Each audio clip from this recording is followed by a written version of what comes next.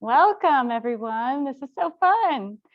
My name is Camilla, and I am from Asheville, North Carolina. I'm the SheJumps Regional Coordinator for North Carolina, and I'm so excited that everybody's here this evening.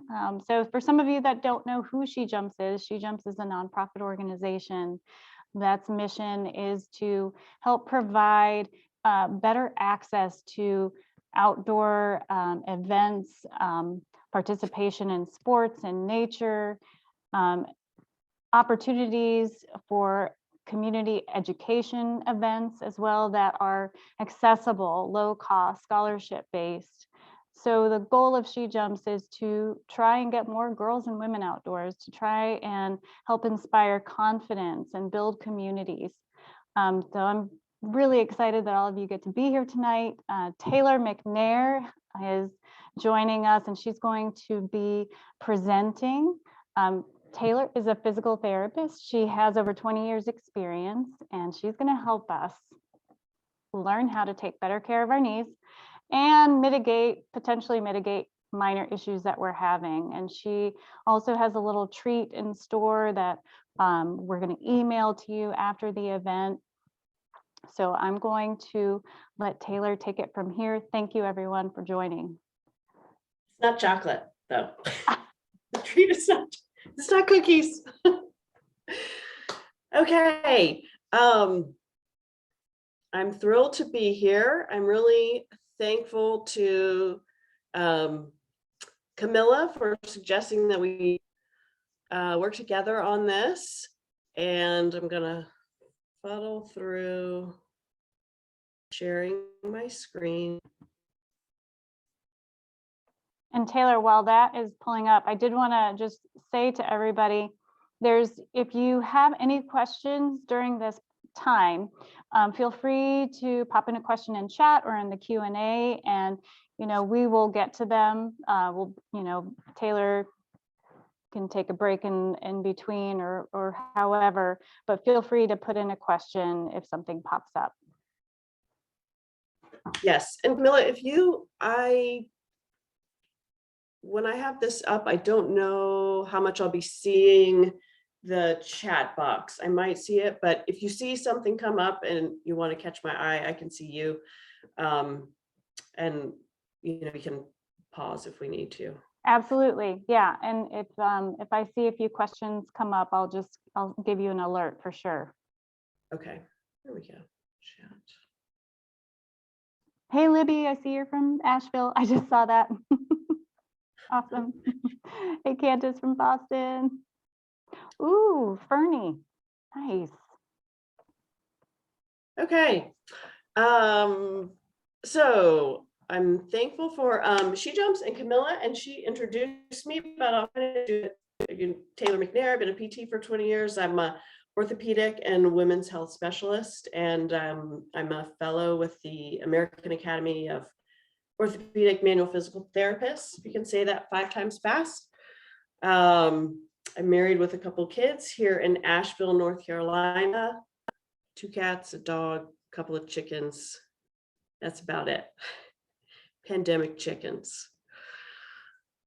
Okay, and I do have a private practice here in Asheville called West Physiotherapy, and I help North Carolina back on the trail by getting to the root of their orthopedic and pelvic health issues.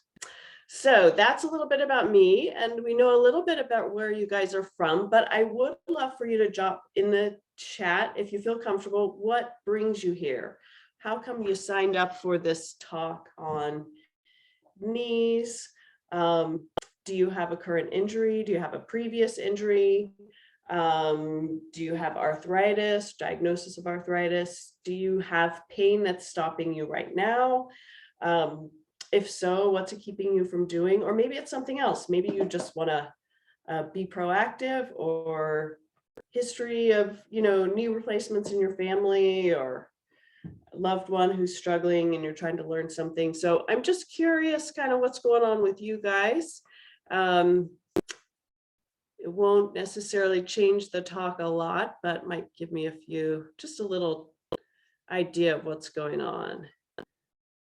knee pain when you backpack and ski, previous knee injury, proactive skier, no injury, knee pain on the way downhill, runner want to start hiking more,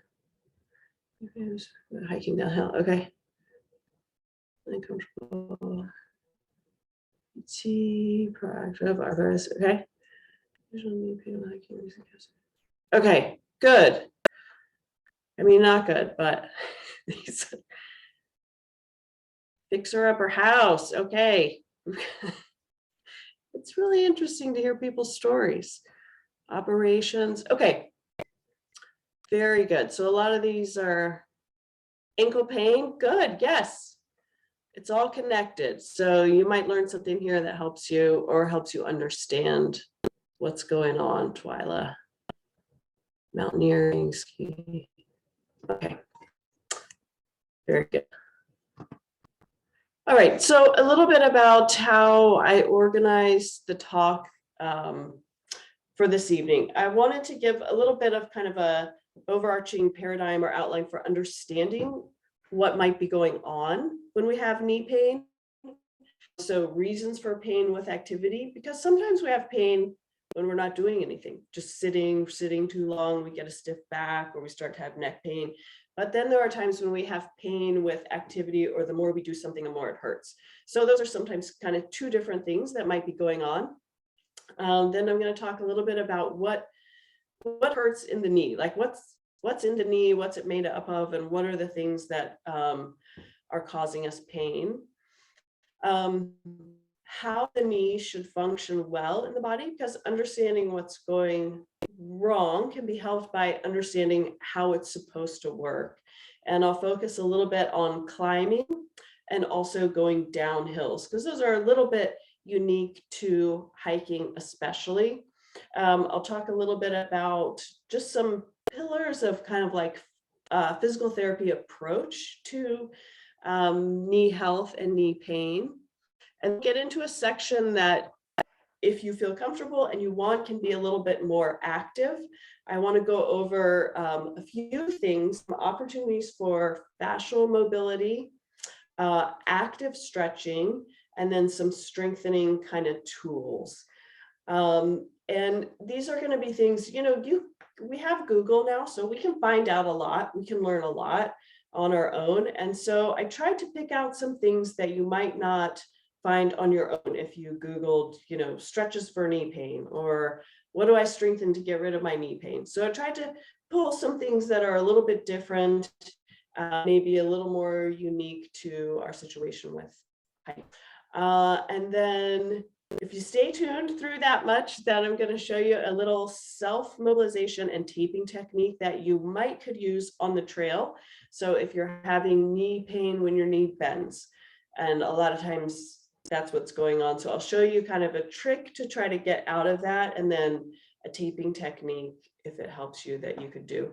And then I'll finish up a little bit with, where to look for help. So this will hopefully give you some ideas and some things that may actually help, but a lot of times we still need, personalized help. So how to kind of navigate looking for that. And then hopefully we'll have a little time at the end for questions and answers, but we'll be mindful of that going through.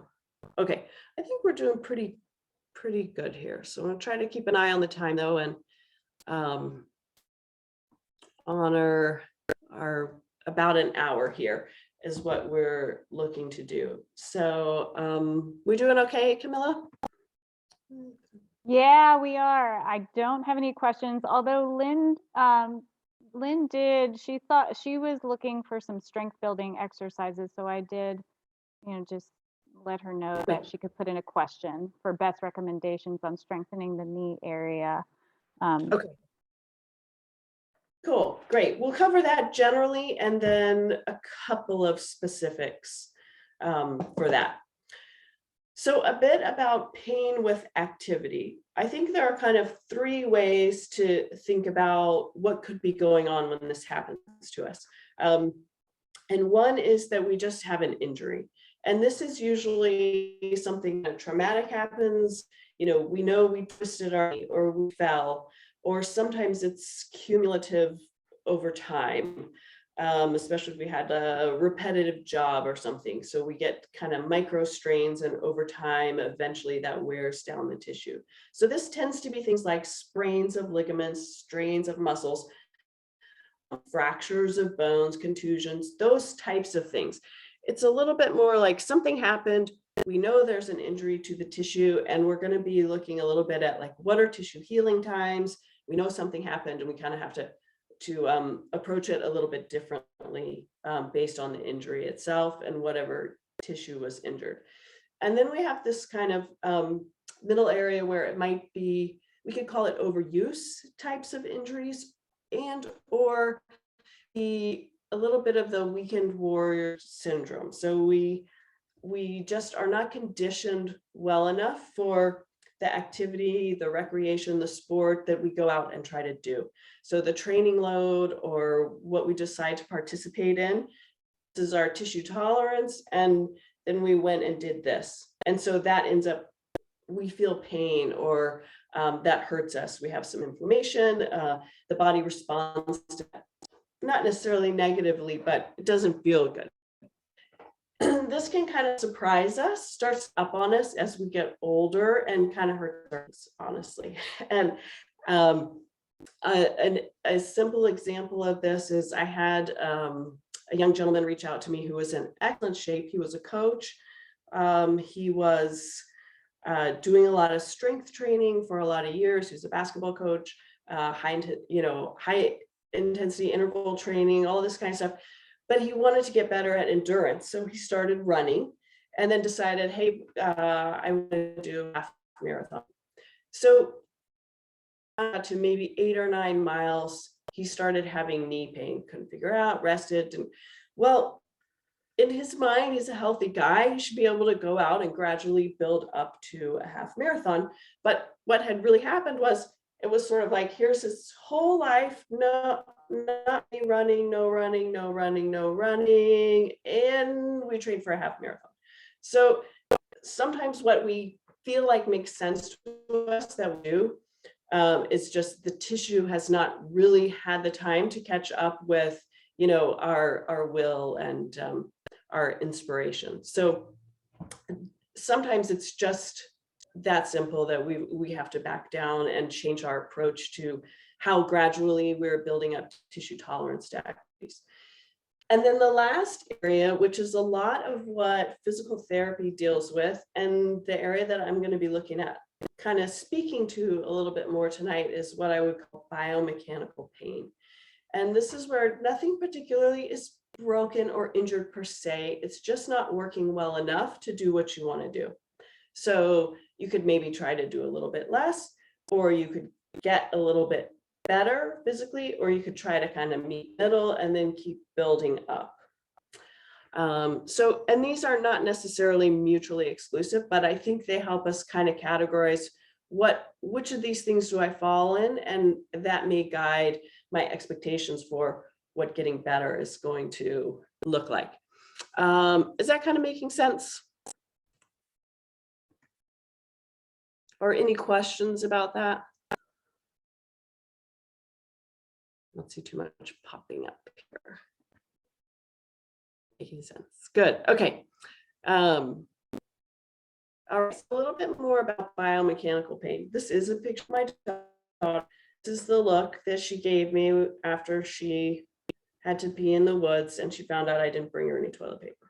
So, and this is kind of this is sort of how we feel, I think, when we encounter biomechanical pain, when we're trying to do something that we really like. It's kind of like, seriously? Are we really with this now? Okay. I just got out here, I'm having a good time, and now you're going to wreck it. So a lot of times biomechanical pain involves inflammation, and something hurts and then it gets named as an itis. So maybe you've been diagnosed with patellar tendonitis, or pes anserinitis, or you have a bursitis. There are a lot of tissues in the knee. We've got a fat pad in the front. We've got that patellar tendon from the kneecap the lower leg. We have muscular insertions, including the adductors on the inside of the knee. We've got hamstrings on the back, quads down the front. We have the IT band down the side. Maybe you've been diagnosed with IT band syndrome and you have that pain on the outside of the knee or some snapping. We've got that meniscus, which is the cartilage in between the bones. And we've got ligaments on either side that give our knee stability. So these are all fair game for inflammation, pain, and a lot of times things that get labeled.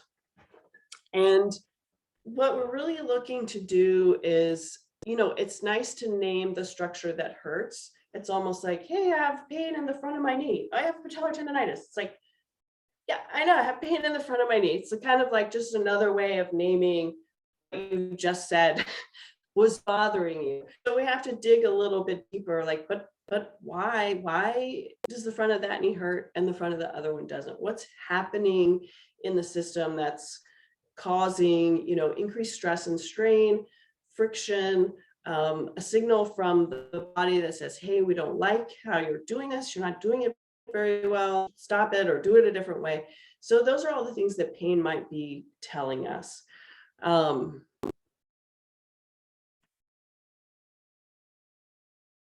Has anyone been told they have any of those things? Patellar tendonitis, chondromalacia, IT band syndrome. She is adorable, thank you. Torn medial meniscus, yeah.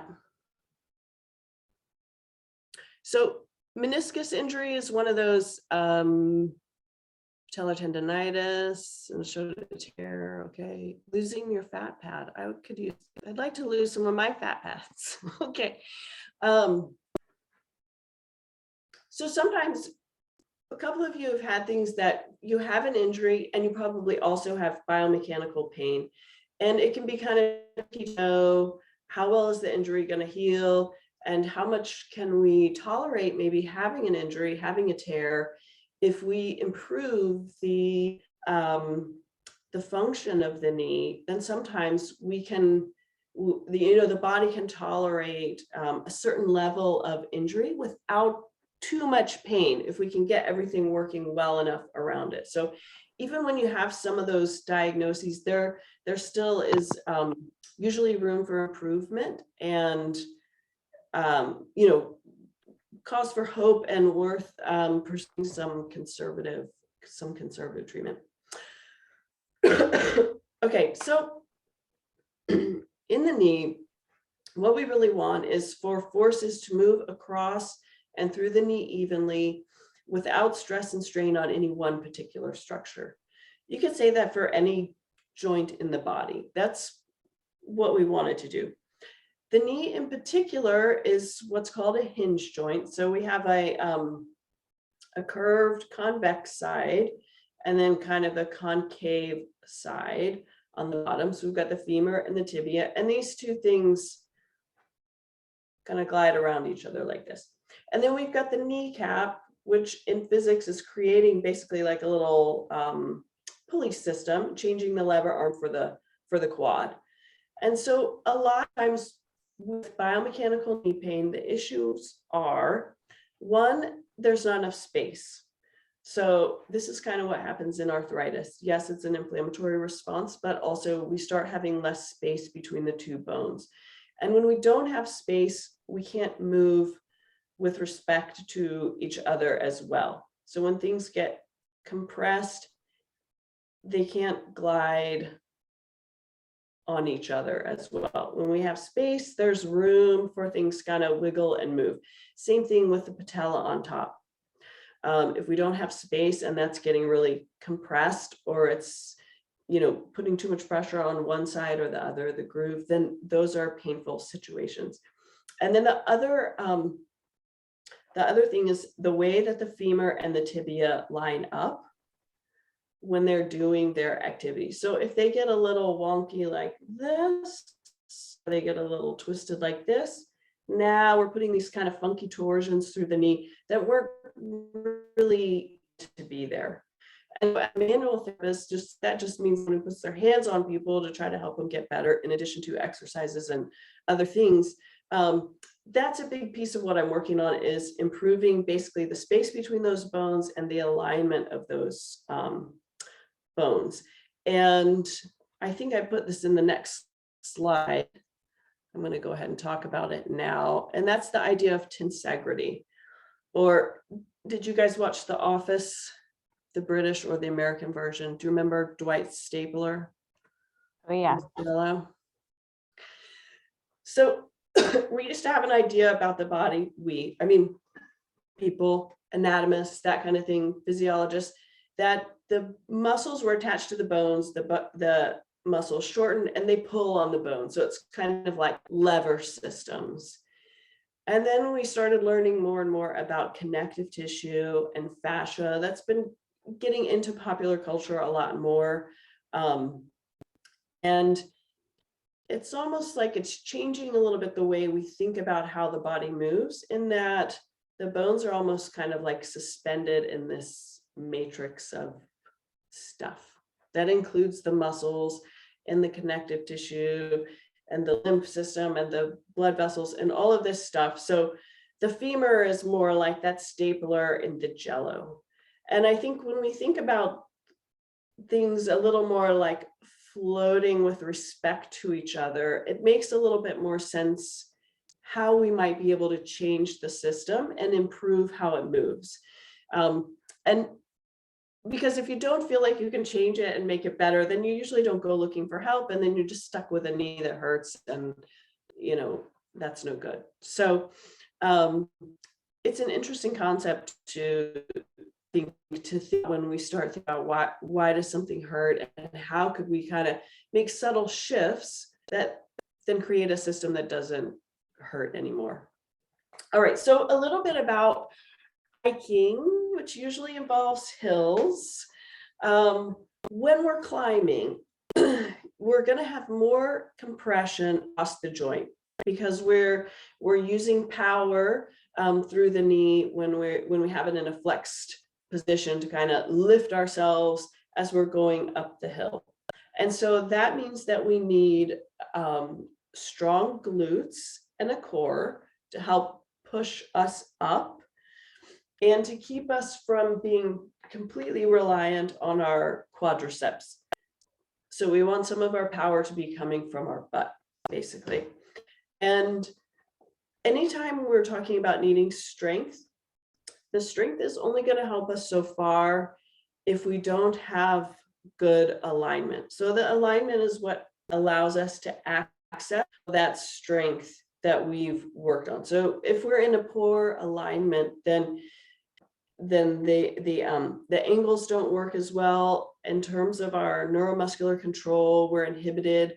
And so we need good back, knee, and hip alignment so that we can access that strong glute and the strong core for climbing up hills. Downhill is a lot of times where people get more into trouble. So with people who have stairs in their home, if you've had knee pain, going up is bad, going down is usually really bad. So why is going downhill sometimes more of a problem? There are a couple things going on with downhill. One is we have increased kind of translational, or like this plane, the lateral transverse plane motion across the femur and the tibia. So there's more kind of, as we're going down, of this kind of movement. And that can start to stress, especially the ligaments, the patellar tendon in the front. If you have a meniscus problem, it may be kind of pinching on a little tear, that kind of thing. The other piece of this is when we're going downhill, we tend to have more braking forces coming up through the leg. So as we land lower, unless we're kind of really like cruising down the hill and have a lot of confidence going down the hill, which I don't. I'm a scaredy cat. I don't like speed. So I get a lot of slow down, slow down, slow down. And so that adds to compression in the knee and ground impact forces up through the system. And so if there's any kind of ping-ponging up the the kinetic chain, then we're likely to feel it on downhill. So a lot of the things that we need for both of these activities are the same, but I would say for going downhill, we're going to focus a little bit more on strong abductors. These are the muscles on the outside of the hip that bring the leg out to the side. Because when we're lowering ourselves down, those are the those and the external rotators are the muscles that really help maintain knee alignment. So you don't get this kind of falling in of the knee. So we need good knee alignment, and we also need good ankle mobility for the downhill, because we're going to be translating over that ankle. And if we don't have good ankle mobility, then we're going to get increased forces across the front of the knee.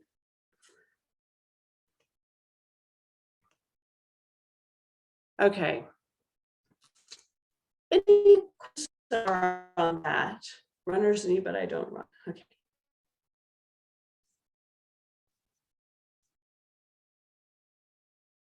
All right. Are we still here? Did I put you to sleep? We're all still here. I will say this, Taylor, intermittently, sometimes when you're moving around, you break up just a little bit. It hasn't been a lot. Okay. But it's super minor. I just wanted to let you know. Okay. Thank you. Great info so far. Yes, Claire. Good. Okay. All right, so just a little picture for some encouragement. It can get better. This is a hike I was out on with a friend of mine. We're up in the corner at the top of this steep rocky hill, and she was a friend who became a patient. She had a lot of knee pain, psoriatic arthritis contributing to some of her symptoms. We started working together for her hip, actually. She couldn't sit cross-legged on the floor, which she found frustrating because she had a young kiddo. But we used to hike together. She could go out for one hike. She couldn't hike the next day because her knee would blow up and be really swollen. And so we started working on her leg from the back down. And then I'm really pleased when we went on this hike, and she was not in pain afterwards. So it's fun when it works.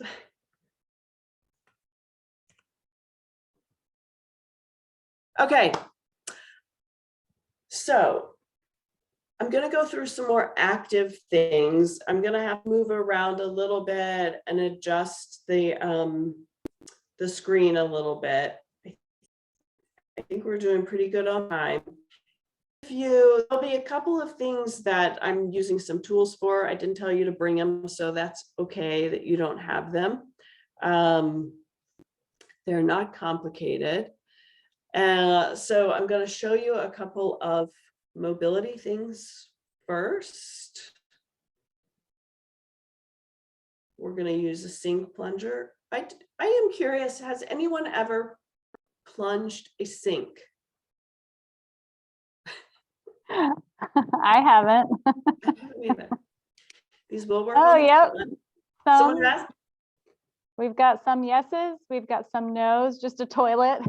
Just a toilet, yeah. Did you use a miniature plunger? The plungers thing. So you can get these at the hardware store, the drugstore. Some of them really look like little toilet plungers. They're red and they have the these are great mobilization tools. So I'll show you what kind of tissue you can use this on, and then if you come up with other ideas, that's on your end. And then we'll go over some foam rolling. The foam rolling, I think, is something that people are really with. But I'm going to show you a way to kind of foam roll the inside of the leg, the adductors, which I think sometimes get missed. When we're mobilizing with a foam roller, right, we're compressing the tissue. And so we're kind of trying to just self-massage the tissue and maybe break up areas in the fascia that might be kind of sticky, or have gotten kind of stuck together, or they've lost, flexibility or mobility for sliding and gliding. But wouldn't it be nice if in some of those places we could actually lift the tissue off of each other, give them more space, or create room for, more hydration of the fascia and that kind of thing. So that's kind of what cupping does.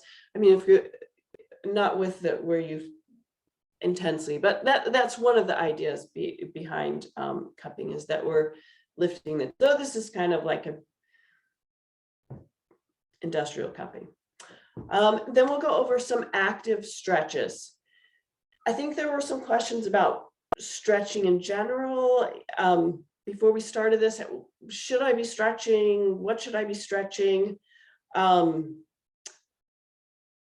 a big fan of a little bit more active stretching. In general, before you go do your activities, most of the research is suggesting that passive stretching is not necessarily the best thing to do right before your activity. It can decrease the power output of your muscles. So it doesn't mean there isn't a place for it maybe after your activity, but doing a little more active warm up. There's a lot about muscles that, we used to just think, well, they're tight, so we want to just lengthen them by pulling them longer. And that is some of what's going on. And you can increase muscle length with passive stretching for sure. It's not very fun. It's kind of unpleasant and a little bit boring, but in my opinion, there's a lot going on with the nervous system sometimes when we have muscle tightness. So sometimes there's a fair amount of muscle guarding. And if we can do some things to get the muscle to be in a little more relaxed state, take tension off of the nervous system, kind of give the muscle a joint input that makes sense to it, then we can make some nice mobility gains as well. So I'm not saying don't stretch, but I'm going to show you just some more active type stretches related to the knee. And then we're going to do a couple of strength exercises. I'm going to focus on the glutes and the abductors. And then I'm not sure we're going to have time to get to the trick to get your butt to work, but if we can, then we'll do it. Okay. Hey, Taylor, Claire, yeah. Claire asked if you could switch to full screen for the stretching. Yes. I'm going to do that right now. So I've stopped sharing my screen. Yep, we can see you now. Okay, so is that better? Is that good? Yep, we can see you.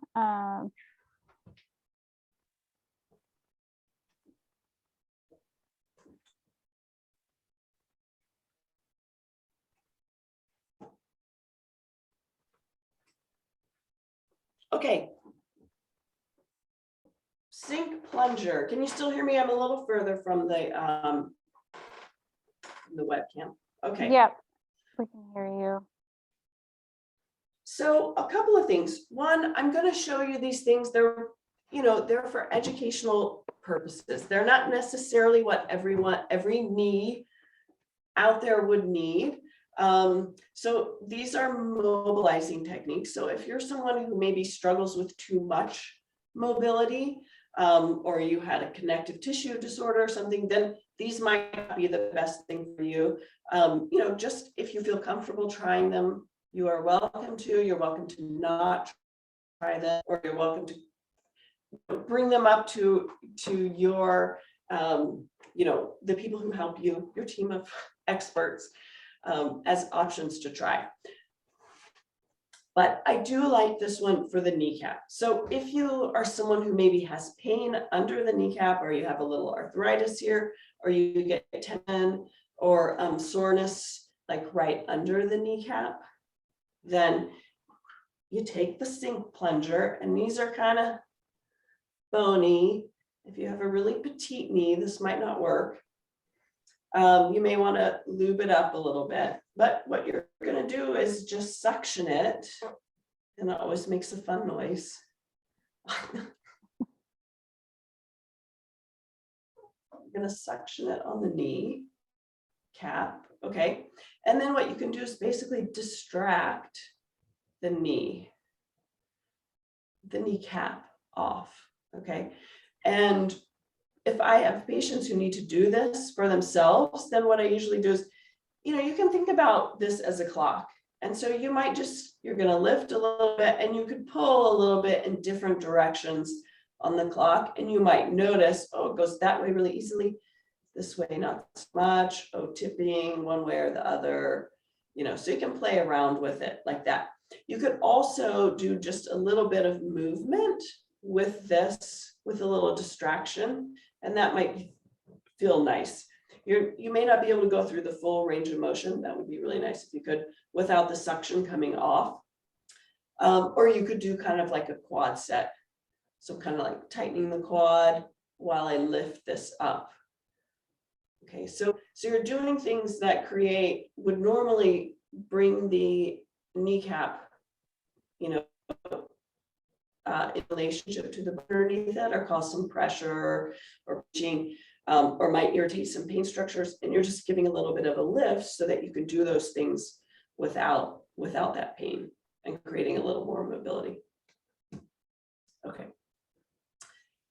This also works really well on the IT band on the side. So you can kind of put it on and suction all the way up that IT band. The thing about the IT band is it's really thick. It's really dense connective tissue, and it lays down this side on top of what is basically the lateral quad.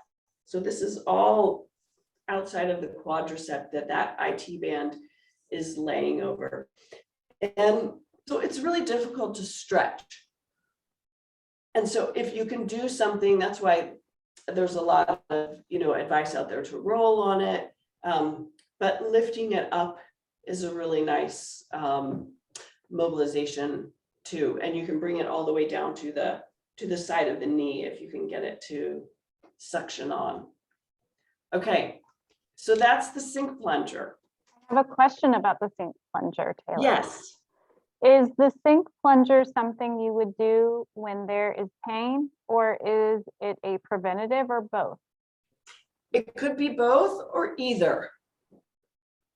So if you knew that you just, I wouldn't say everyone should just be plunging their knees, because we all need this. I might say that about some things. Everyone should be rolling their thoracic spine for extension. We probably could say that. Not necessarily everyone needs to create space between the neck and their knee. But if you have some tendency towards arthritis, or you're noticing stiffness in general, or you're noticing decreased range of motion, especially with bending, it's harder to bend it. It just feels really full. You feel pressure kind of coming out when you try to bend it all the way like you used to be able to do, and now you can't do it as well. Then those could be indications that it might be helpful. And anytime, if you have pain with a certain movement and you can do something that alleviates the pain while you do that movement, then that's usually a helpful thing to do. Okay. No other questions right now. Okay. So we're going to move on to the foam roll. I'm going to move through these kind of quickly, because I think people are oftentimes kind of familiar with rolling the side of the leg with a foam roll. Okay, hopefully I don't fall off the table. But what I want to show you is the adductors, and these are often, sometimes I think, a little bit forgotten muscles of the leg. We kind of think quads, hamstrings, maybe the IT band, but this is a big chunk on the inside here. It attaches to the femur and it also crosses the knee, and it can be an area that is restricted and tight on people. So you can roll it. It's not very fun.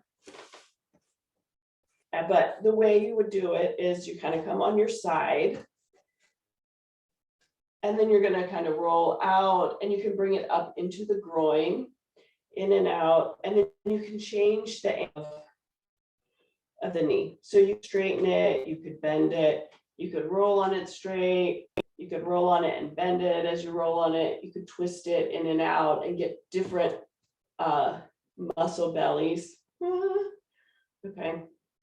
You want to be, it's not very pleasant, but you do want to be gentle and not just hang on any one spot or cause any, numbness or tingling. But if you're someone who does, who does that, you go out for a run or you go out for a hike and things feel tight and you foam roll, then you might think about throwing the adductors in there because they're going to be affecting your knee alignment a little bit between the femur and the tibia. Okay, let's get into, if there's no questions on that, I'm thinking there probably aren't. There are not. Okay, let's get into a couple of active stretches or releases. I'm going to show you the hamstring one first. And if you want to try this, you can. What I would suggest, I'm going to rearrange this just a little bit. So I hope you can kind of see enough of what I'm doing. It's a little hard because my pants are dark, I know, but as long as you don't have back pain and you feel comfortable bending forward and you feel like standing up for a second, then let's do that. Stand up and then look down and just bend forward and kind of see how far you get. How far down do your fingers go? If you slide them along the front of your legs, do they get to the knees, mid shin? Can you go all the way to the floor? How far do you go before your knees start to bend? All right, so everybody has that.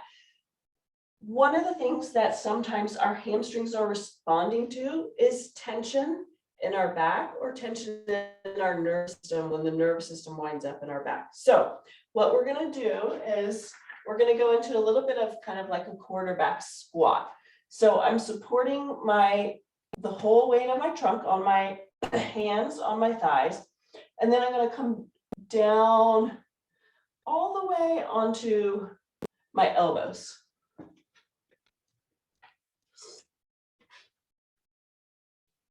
Okay, so this is a little bit of work for your legs because you're down in the squat position. And then from here, you're just going to press your knees back and tip your bottom up only as far as you can without your back starting to round, okay? And then you're just going to do that on and off. So I'm tipping up and back down. And we're going to try 10.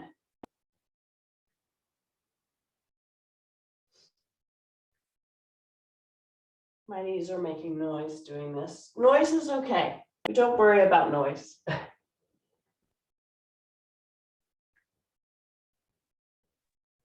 Thank goodness. Mine make tons of noise. Okay, now you've done that. Let's recheck. Whew. Okay. I went a lot further. So I want to know if you went further, if you tried it, if you went further. And you can be honest with me. I won't.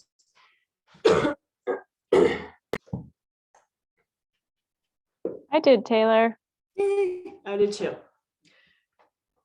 Yeah. Okay, cool. Good, good. So that's a really nice one for hamstrings. A little silly maybe, but not any sillier than any other stretch out and about. And I think it feels better and it's a little more effective than just kind of reaching out for your leg and holding it there. Okay, I'm going to show you one for your adductors. That's an active release. This one might be harder to do out on the trail.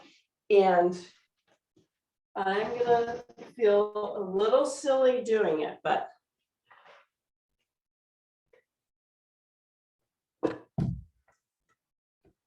I'm willing to sacrifice my pride for y'all's adductor mobility. Okay, so typical, one of the reasons I wanted to show you guys this is a lot of the adductor stretches, sometimes you have pressure through the knee. I just wanted to give you something where you didn't have to be kneeling. And then also some of the standing stretches, they're fine, but they're kind of uncomfortable. All right, so I'm going to show you from this. I sort of devised that this was maybe the best way to show you. So you're going to start on your side. We'll do this as a little test for me. I'm going to see how far out my right leg goes, how far my left one goes. If my leg was straight, it would be less. I don't have very good. Whew. Okay, I'm not going to be on any hip hop dance teams with that adductor leg. Okay, you're going to start on your side, and then you're going to actively pick one leg up this way, and you're going to keep opening like a book until basically the opening starts to bring the other leg along with you. And then you're going to keep going onto the other side. This will be much better with your head supported. I'm just doing it this way so you can kind of see what I'm doing. And then you're going to go the other way. So now I'm picking this leg up. If you need a little help from the arm, you can help it, but I'm mostly doing this actively. And then I'm going to keep going over to the other side. And so you would just kind of do this a few times.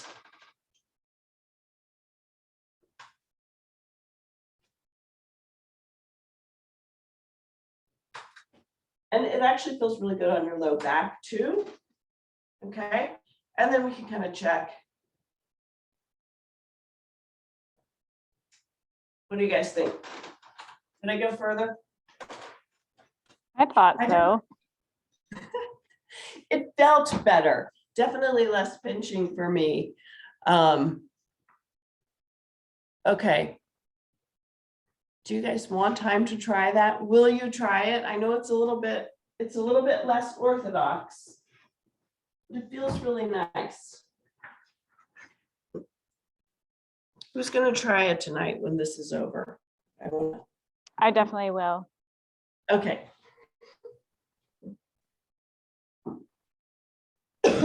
Everybody's saying, tried it. Oh, nice. Just did it. Awesome. Good. And you good. felt the difference between the two sides. Yeah.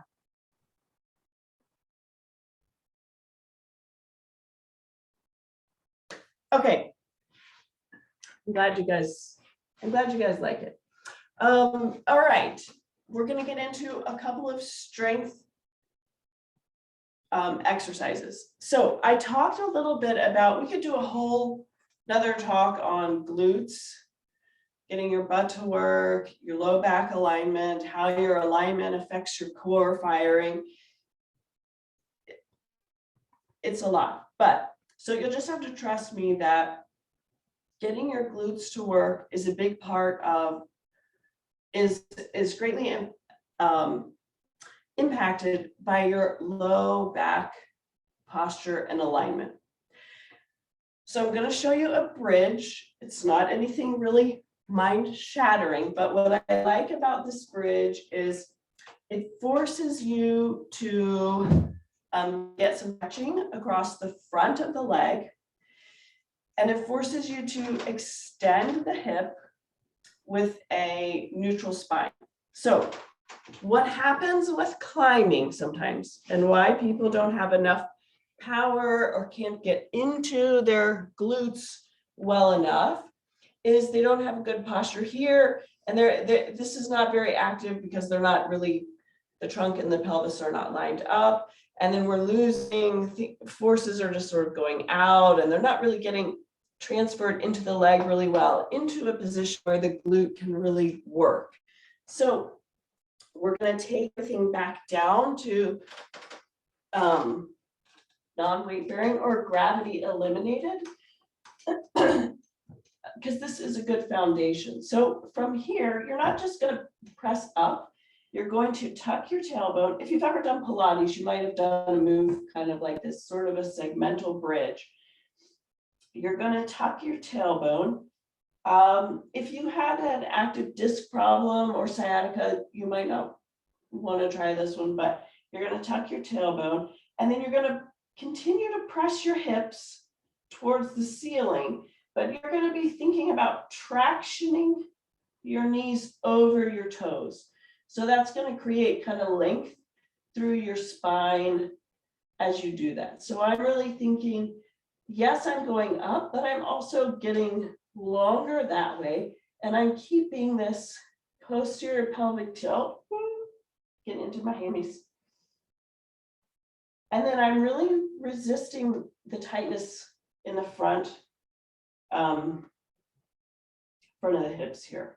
All right, so I'm getting hip extension without substituting back extension, okay? And then on the way down, you're gonna keep that tuck, and you're gonna try to unroll all the way back down. And you might notice as you do this, that you're able to, what happens a lot of times is people get to here, and then it starts to get hard, and they kind of go like this.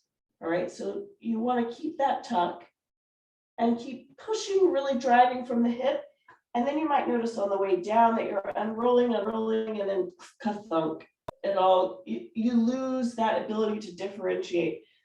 One, L2, L3, L4. Okay, so once you really dial that in, getting to 10 feels like, a little bit of a workout.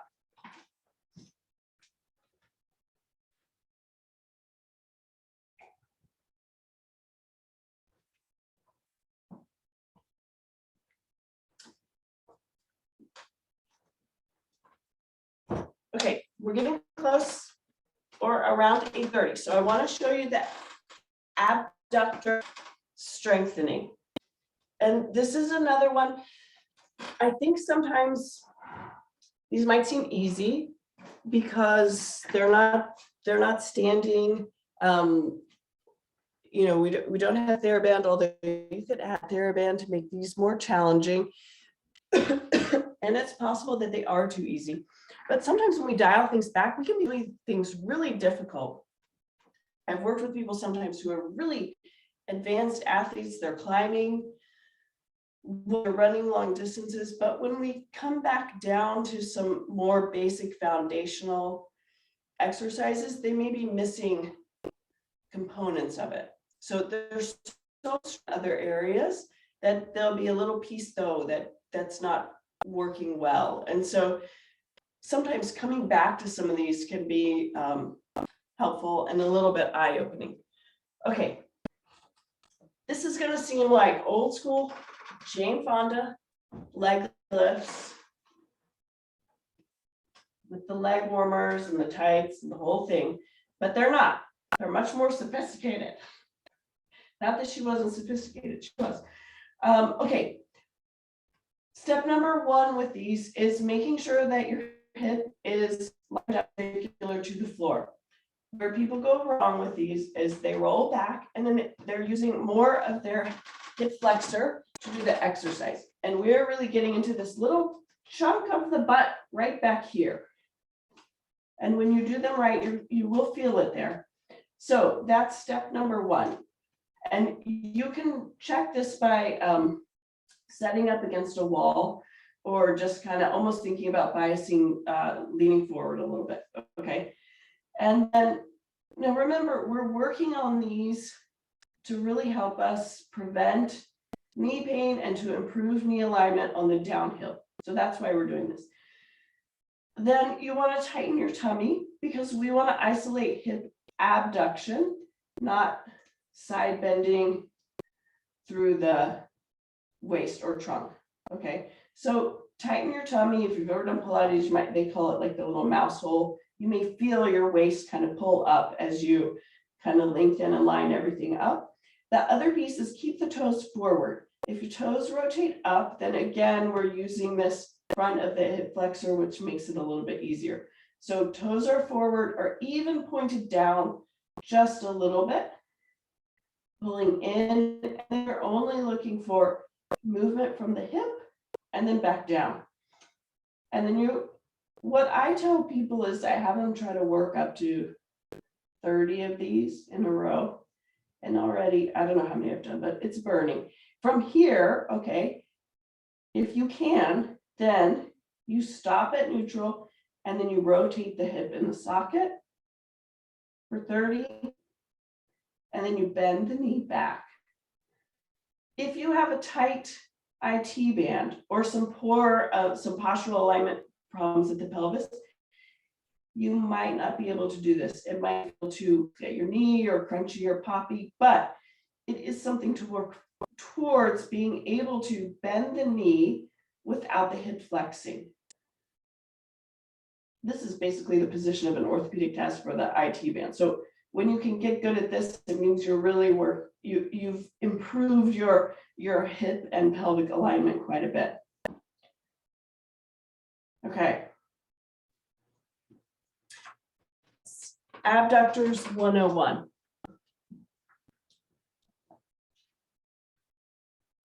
How's everybody doing? Did you try that one? Whoever had their raised hand, I saw a hand go up, but I didn't see who that was. Would you mind putting your question in chat or the Q&A box? Because everybody is muted. I can't unmute.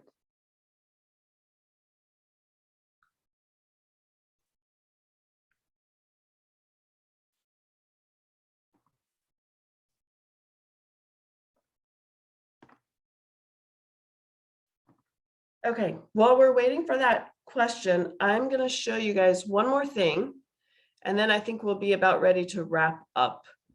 But I wanted you to get to see. Oh, Taylor, I'm going to interrupt you really quick.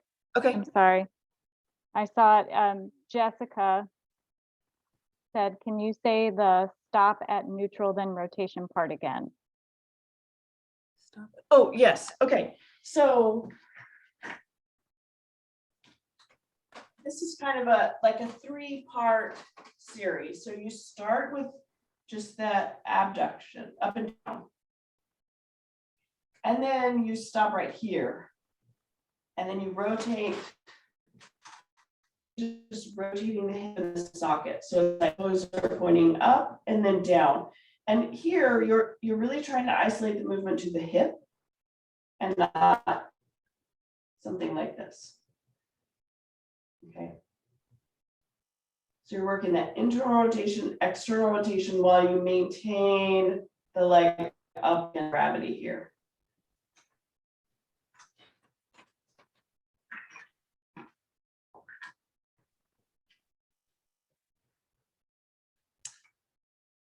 Great. All right. This is a YouTube video of a mulligan taping technique. So just to set it up a little bit, this is kind of indicated when people are going, you're not going to be able to see my knee, but you're going downhill, you're bending your knee, and you have pain with that knee bending. Okay, so I'm going to be showing you a way to kind of manipulate the knee, see if you can get rid of the pain. If it works, then you tape it like this.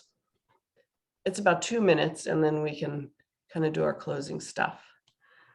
All right, so we went over a kneecap. We talked a little about alignment, right? Alignment can be the reason the knee is getting wrung out. So this is a mulligan mobilization to improve the alignment between the tibia and the femur. So this is, again, usually it's the easiest for people who have pain when they bend their knee. You're going to take the grab it here, okay, twist it in, your foot may go in, and make sure the hip is still there. So you're kind of like taking this and twisting it in, and then you check, does that feel better? Yes, it does. All right, if it feels better, then you're going to tape it to help maintain that. Doing this, I'm like, well, how much tape do I need? I just put it on the side that's not sticky. I start it where I need to start it. And then you kind of see, okay, I probably need about that much. Okay.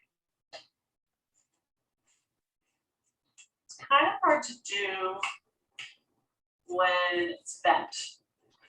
All right, but so you're going to twist that, go that way. You can kind of maintain that position. All right, then I'm starting the tape back here, okay? And I'm like pulling up and around.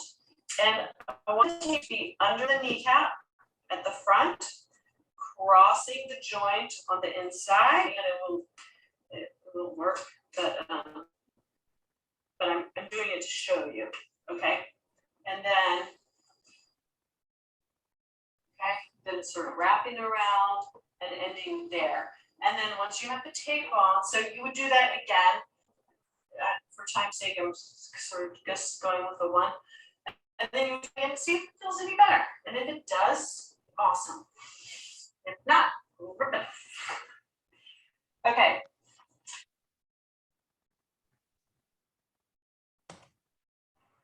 All right. Hang on.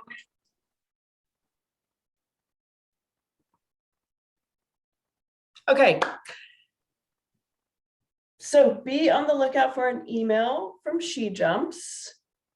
In the email, there'll be a knee tips guide, and there will also be a link where you can schedule a free kind of alignment screen with me. I think this is going to be most useful maybe for people in North Carolina, because if you live in the state where I practice, then I could offer you some tips potentially. But I'm happy to do it with anyone. We can just take a peek. It's an online kind of peek at, at your knee alignment and what we see with that. So that'll be coming from SheJumps, who I want to thank, and I want to thank Camilla. And I do have, I think in the tips that come out, my email address, Taylor@WestPhysiotherapy, is there. So if you have any questions for me, I also am kind of to a network of other PTs who've been trained similarly to me. So if you just are looking for recommendations, like I want to find someone, but I don't know where to go, I could help you with that. My website is westphysiotherapy.com. And then my friend and I just started at 200 on trails. So if you feel like just getting out there and hiking 200 miles in a year, it's not that many, but I'm all about easy small wins. So you can use that hashtag, or let me know. I have a little it's not Excel sheets thing that you can track your miles and just have some fun with that. So I'll open it up to any questions here at the end, or anything that you want to say, Taylor, we do have a question. Okay. And you kind of covered this, but I'm going to read this off just because it is specific to the moves that you showed this evening. Any chance Taylor has some kind of PDF that describes all of these moves and the number of sets and times we should do each one? If not, no worries. I thought I would ask. Yeah, that's a good question. Let me think. Do I have that? Maybe. Well, I will say this recording, it's going to be sent to all of you. So even though you've watched it this evening, you are going to get a recording link that will be on the SheJumps YouTube. So if you need to, watch through it again and kind of dial that in and practice, that you'll be able to do that. And we do have some comments coming in, many thank yous from a lot of you. Thanks so much. Yes, Taylor, thank you for helping us and educating us. It's really great. Nicole says, I may have missed it, but how can I better engage my glutes instead of being quad dominant? Yes. So the things that are really going to affect that are your alignment and then your core, kind of in that order. So, but basically, in simplest form, having a fairly neutral, a more neutral stacked alignment. And maybe I'll come back, we could do a whole class on how to use your glutes. But you're looking for what happens when we struggle to use them is usually some sort of alignment or postural dysfunction. And in women, it tends to be something like this: increased lumbar lordosis, tightness in the front of the hips and adductors. And then we don't have the hip is not able to translate. We're not able to kind of like translate forces into the hip. And so the glute is not in a good position to basically start taking load. When you load the hip, the glute's going to know what to do. So it's kind of like getting that alignment first, enough core strength to support the alignment. And then the glute, it knows what to do. It's just not always in a good position to do it. But doing that bridge exercise, I know it's not upright. You do eventually have to move from being on your back to doing something upright and more task specific, but it's a good place to start to feel what it feels like to use the butt with the hip in a more, we took all the way to kind of flexion, but in a more neutral position. I have another question. Can you show a proper position or alignment for going downhill? Yeah. So, when you're going downhill, you probably are going to be, you may lean back a little bit. So if you want to be safe, you don't want to be leaning forward to the point that you're falling, but most of the time what we're looking for is your trunk is stacked on top of your pelvis, like Jenga blocks. You wouldn't want, the Jenga game isn't going to work if one of the is sort of back that way or back that way or back that way. So trying to get here. And you can think a little bit about just maybe tightening, you can't thinking about tightening your abs. I would never recommend that. But if you can engage your abs at all, then it may be kind of a cue that, oh, I need to be a little more in this position. Because when the two pieces are kind of disconnected, it feels difficult to tighten your belly. It feels awkward. And so a little tight may just be kind of a cue for like, oh, I was really leaning back, or I was compressing my back a lot. And that may help. I think in the tips, I talked a little bit about just playing with things like your stride length, shortening your stride, increasing your cadence sometimes can help you with that on the downhill, especially. Awesome. I don't have any other questions.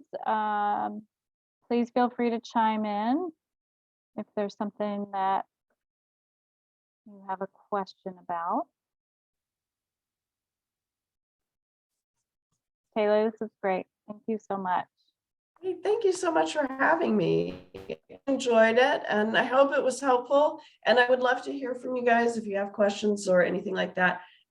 Please feel free to email me. I one more question. Or it's not a question. It's a suggestion, and then I'll stop recording. I'd love to see a good video of example of going downhill. Downhill. Okay. Do you have a YouTube? I do have a YouTube. It's West Physiotherapy. I don't have that on there. I think I've got a video on there about generally kind of downhill and another kind of exercise, like a step down exercise for knees and downhill, but it's not exactly, what does it look like? What's your posture going downhill? That's a good question. I'm curious now. does it exist and what would it look like? That was a good suggestion. Definitely. Well, does anybody else have any questions? If not, I am going to stop recording, but I'll stay on here a moment. Anybody else? Thank you all so much for coming. Oh, you're welcome, Aleda. Thank you.